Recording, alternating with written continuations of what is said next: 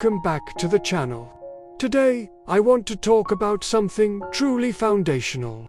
Something that sits at the very heart of so many spiritual beliefs and philosophies around the world. It's a simple, yet incredibly powerful idea that the divine, that God, teaches us to do good. It's a message of peace, of love, and of unity. Think about the most basic teachings you might have learned. Love your neighbor as yourself. Do unto others as you would have them do unto you. These aren't just quaint old sayings. They are profound instructions for how to build a better world, one action at a time. The core message we receive from a higher power is one of construction, not destruction. It's about building bridges, not walls. It's about planting gardens, not sowing fields of conflict. When we look at the world, we see so much turmoil and strife. It's easy to get discouraged, to wonder if peace is even possible. But the spiritual guidance we're given points us in a clear direction. It tells us that our purpose isn't to fight, to dominate, or to harm one another. The real purpose, the divine instruction, is to support, to uplift, and to care for each other. God's plan is not for us to be instruments of pain, but to be vessels of compassion and kindness. This message of peace is universal. It crosses cultural and religious boundaries. At the heart of faith is a call to recognize the shared humanity in everyone. We are all part of a larger family, and the divine instruction is to live together as one. It's a call to lay down our weapons, both literal and metaphorical, and to embrace a path of harmony. We are taught to be peacemakers, to be the ones who mend what is broken and soothe what is hurting. This isn't always easy, of course. Our world is complex, and our human emotions can sometimes lead us astray. We feel anger, fear, and resentment. But our faith gives us a North Star to navigate these difficult feelings. It reminds us to choose the higher path. When we feel tempted to respond with anger, God teaches us to find forgiveness. When we see conflict, we are guided to seek reconciliation. The divine lesson is that strength is not found in aggression, but in gentleness, patience, and understanding. Let's break this down even further. What does it mean to do good things? It starts with the small, everyday choices we make. It's the choice to offer a kind word to someone who is struggling. It's the choice to be honest in our dealings, to act with integrity even when no one is watching. It's the choice to help someone in need without expecting anything in return.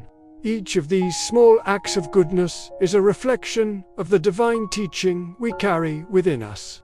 They are the building blocks of a peaceful life and a peaceful society. The teaching to not harm one another is one of the most fundamental commandments across faiths. It's a sacred boundary. Life is precious, a gift from the divine, and our role is to protect and cherish it, not to destroy it. This applies not just to the physical act of violence, but to the words we use and the thoughts we hold.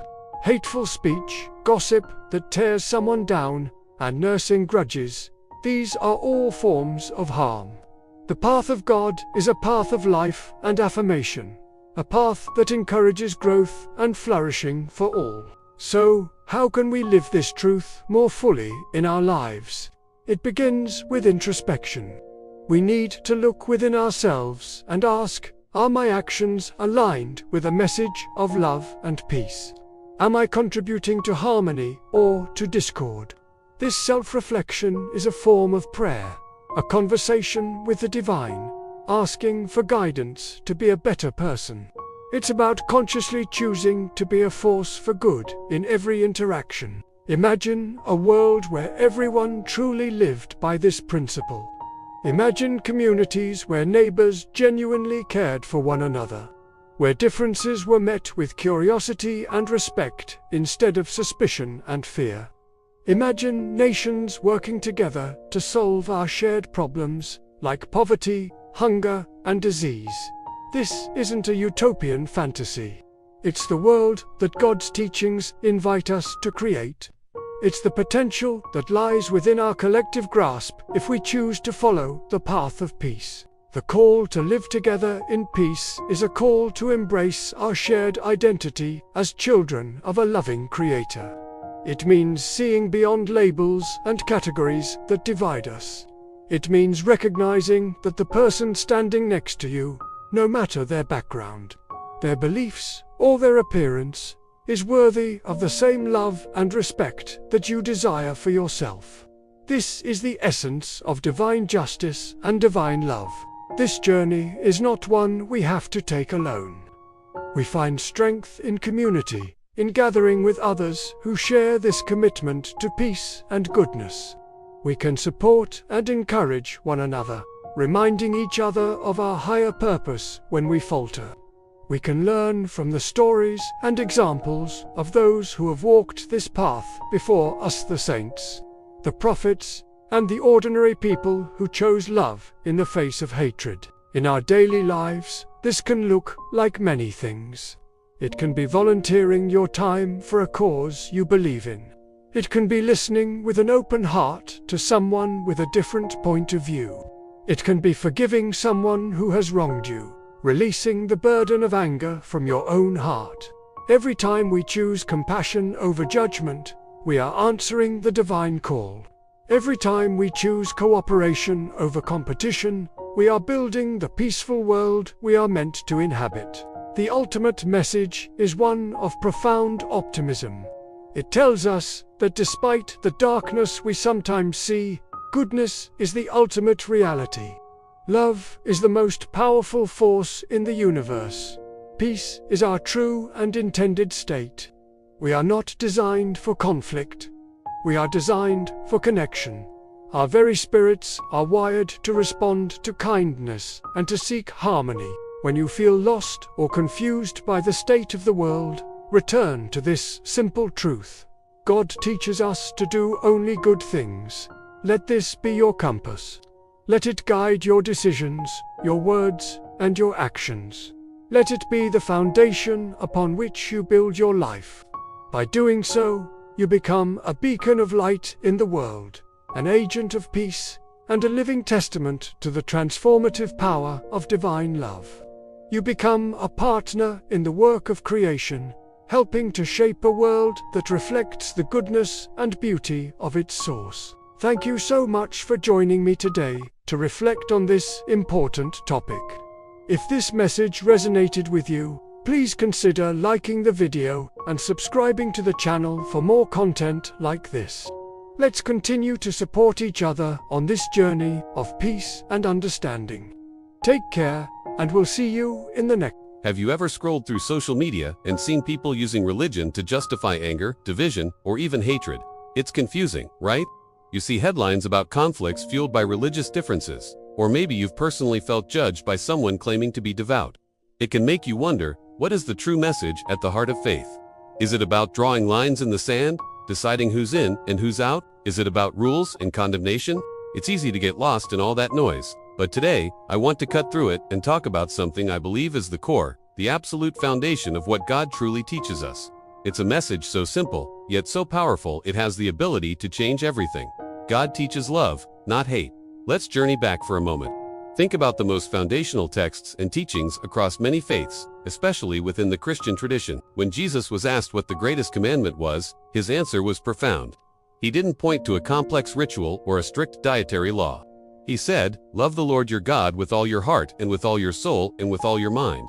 And then he immediately added a second one. Just like it, love your neighbor as yourself. All the law and the prophets. He said, hang on these two commandments. Think about that. The entire framework, everything else, is built upon this single, solid foundation of love. Love for God and love for people. It's not a suggestion. It's the core instruction. This isn't just a passive, feel-good kind of love. It's an active, world-changing force. The Bible is filled with stories that illustrate this.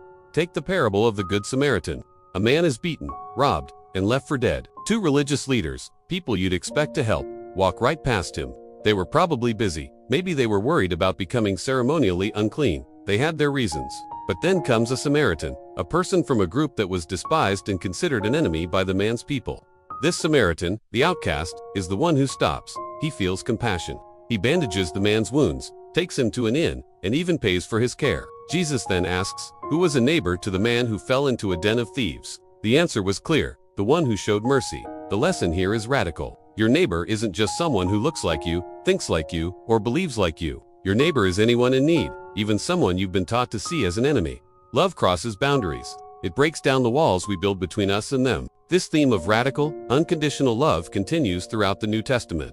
The Apostle Paul, who once persecuted Christians, had a complete transformation. He went on to write some of the most beautiful words ever penned about love. In 1 Corinthians 13 he says, "Love is patient, love is kind. It does not envy, it does not boast, it is not proud, it does not dishonor others, it is not self-seeking, it is not easily angered, it keeps no record of wrongs." He goes on to say that you can have all the faith in the world, you can give everything you have to the poor, you can even be a martyr, but if you do not have love, you have gained nothing, nothing. Love is the litmus test. It's the measure of true faith. It's not about being right, it's about being loving. So where does the confusion come from? Why do we see so much judgment and condemnation being done in God's name? Often, it's because we, as human beings, tend to focus on the rules and forget the relationship. We get caught up in the details of doctrine and forget the heart of the message. We use scripture to build walls instead of bridges. It's easier to create an enemy and define ourselves by who we are against, rather than to practice the difficult, vulnerable, and sometimes painful work of loving people who are different from us. It's a human failing, not a divine one. We take God's infinite love and try to squeeze it into our own small, finite boxes of understanding. We cherry-pick verses to justify our prejudices while ignoring the overwhelming theme of love, grace, and forgiveness that runs through the entire narrative.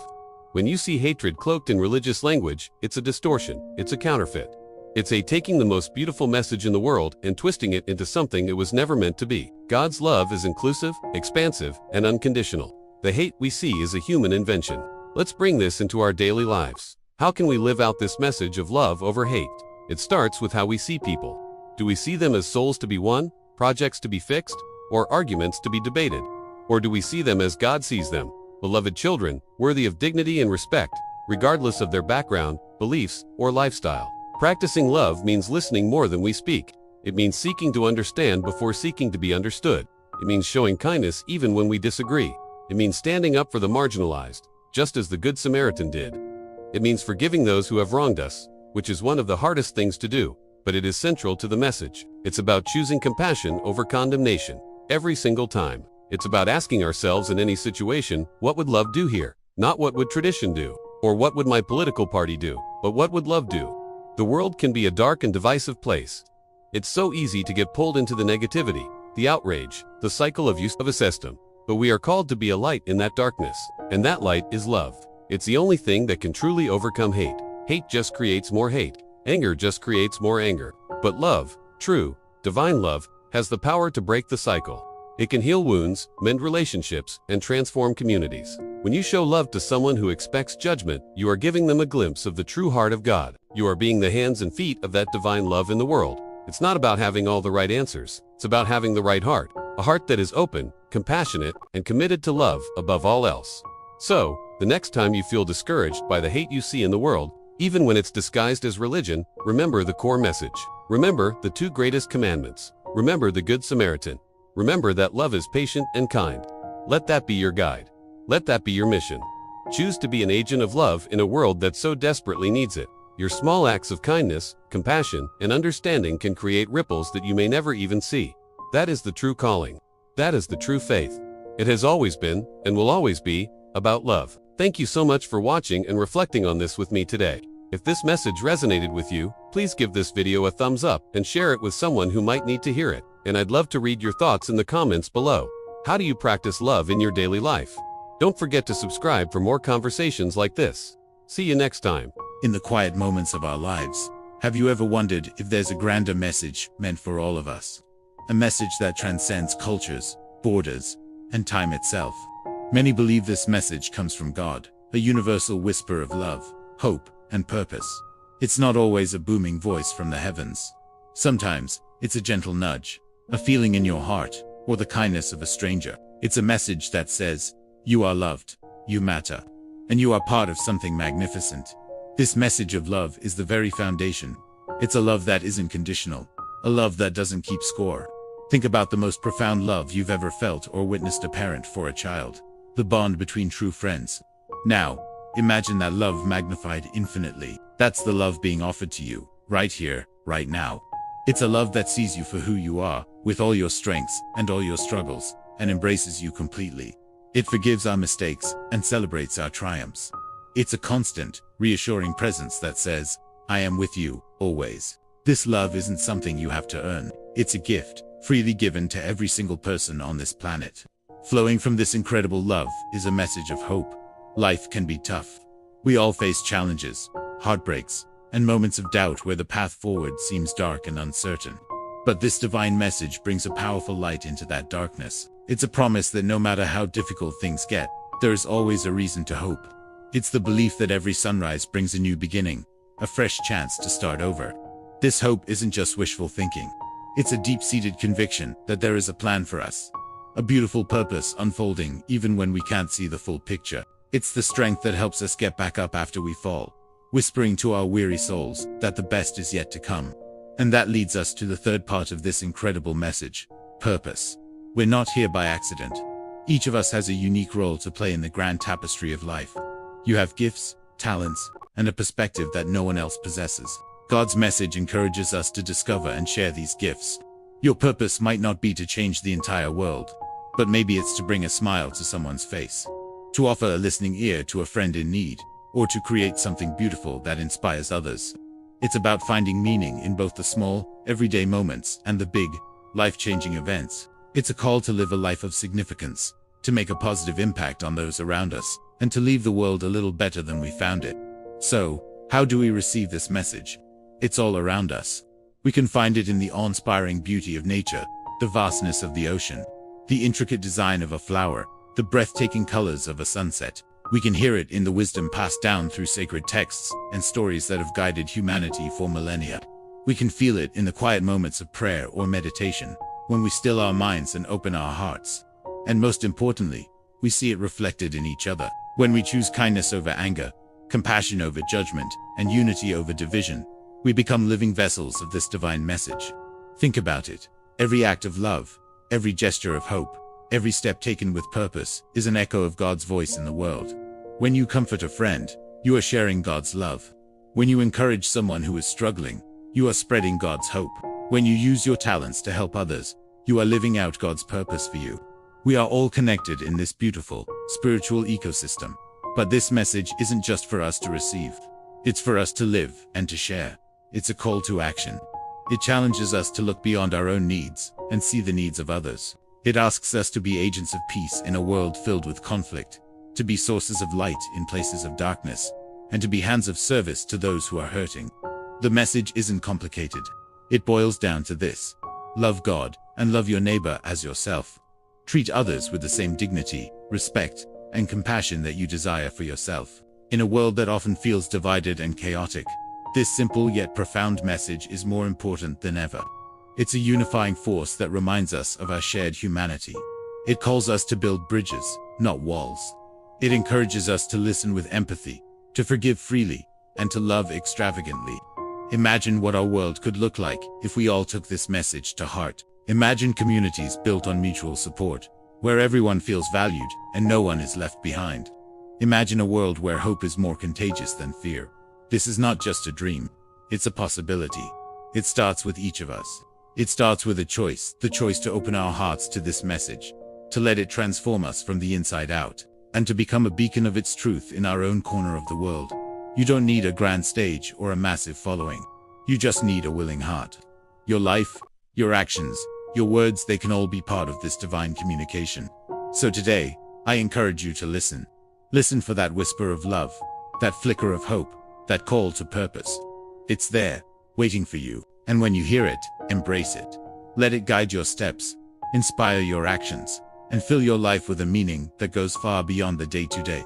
You are a cherished part of this cosmic story, and your chapter is waiting to be written. Make it a story of love, hope, and purpose. Thank you so much for watching and sharing this time with me. If this message resonated with you, please consider sharing it with someone who might need to hear it today. Don't forget to like and subscribe for more content that aims to uplift and inspire. Until next time, take care. Have you ever had one of those days where a tiny, insignificant thing happens and suddenly your whole day is ruined? Maybe someone cut you off in traffic, or you spilled coffee on your shirt right before a big meeting. It's just a small thing, right? But somehow it spirals. That initial annoyance turns into frustration, then anger, and before you know it, you're snapping at your loved ones and feeling miserable. We've all been there. It's like a tiny spark that, if we're not careful, can grow into a raging fire, consuming our peace and joy. But what if I told you there's a better way? A way to put out that spark before it even has a chance to catch fire. This isn't just about positive thinking. It's about a profound spiritual principle that can transform how we handle life's daily irritations.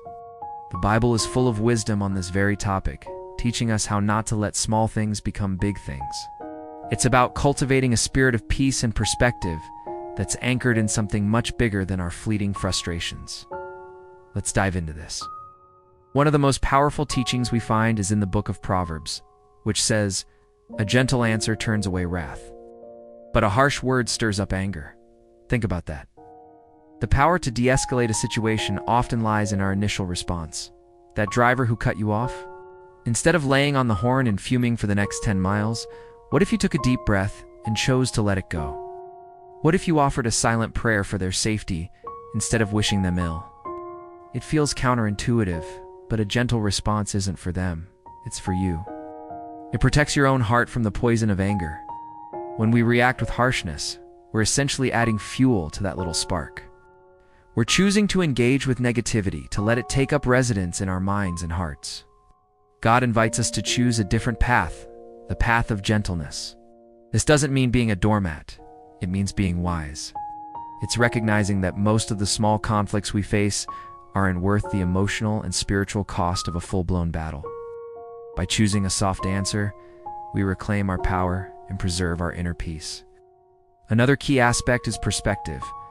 The Apostle Paul gives us this incredible advice in his letter to the Colossians. It says, "Set your minds on things above, not on earthly things."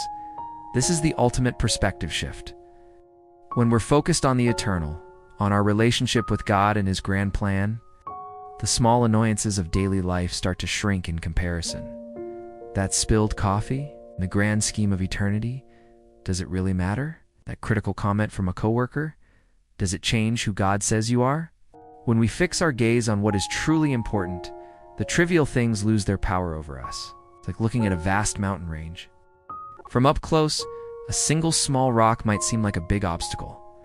But when you step back and see the entire majestic landscape, that one rock becomes insignificant. Setting our minds on things above gives us that big picture view of our lives. It reminds us that we are part of a much larger, more beautiful story, and the minor inconveniences of today are just tiny footnotes. This isn't about ignoring problems or pretending they don't exist. It's about giving them their proper weight. Is this situation a mountain or a molehill? Most of the time, the things that steal our joy are molehills that our anxiety and pride have built into mountains. By constantly realigning our focus with God's eternal perspective, we can learn to distinguish between the two and respond accordingly. So how do we practically apply this? It starts with a conscious decision each morning.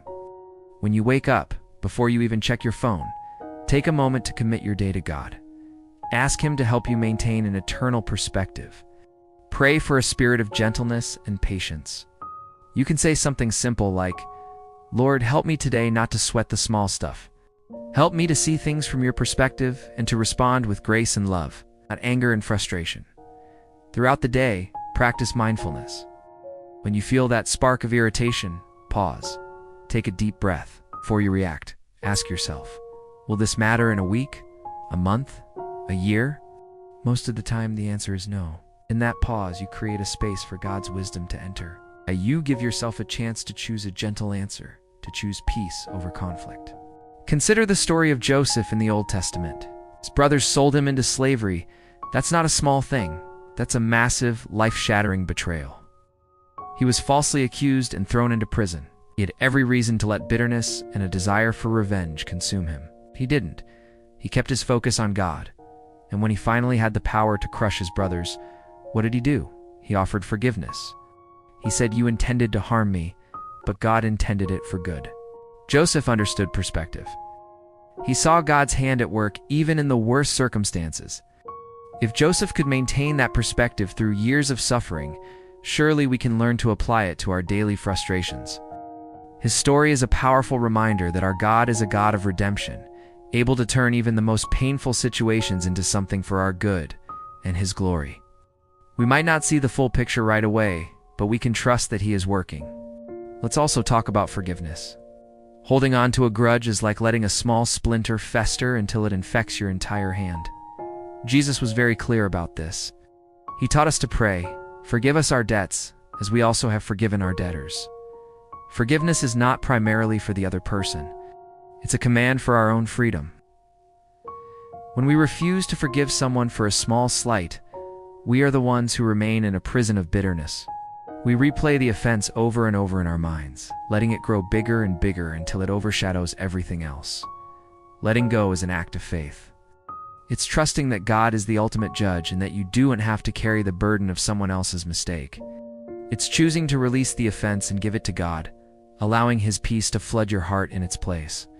Every time you choose forgiveness over a grudge, you are actively preventing a small thing from becoming a big, destructive force in your life. So, the next time you find yourself getting worked up over something small, remember these truths. Pause and breathe. Choose a gentle response. Shift your perspective to things above and practice forgiveness freely. This isn't a one-time fix. It's a daily practice, a spiritual discipline. It's about training our hearts and minds to default to peace, not panic. By doing this, we not only protect our own well-being, but also become a source of peace for others. People will notice. They'll see a calm and a stability in you that is attractive and intriguing. You'll be living out the gospel in a tangible way, showing the world that a life centered on God is a life of profound and unshakable peace.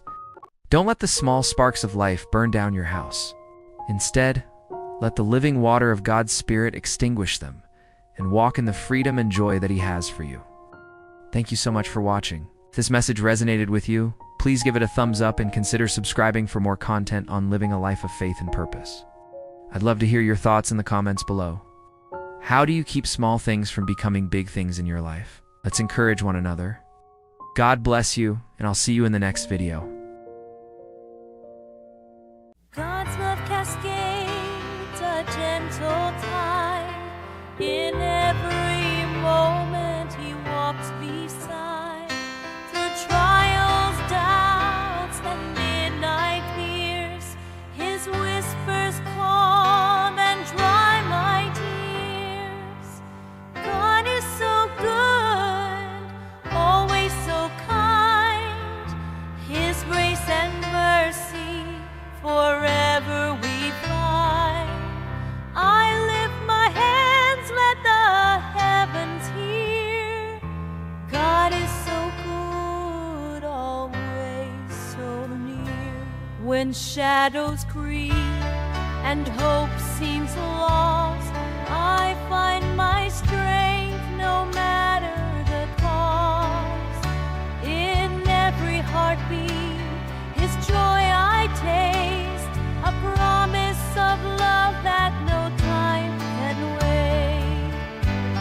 God is so good, always so kind. His grace and mercy forever we find. I lift my hands, let the heavens hear. God is so good, always so near. In every sunrise His light unfolds, a story of hope, a love untold. With every breath I sing His name, sweet assurance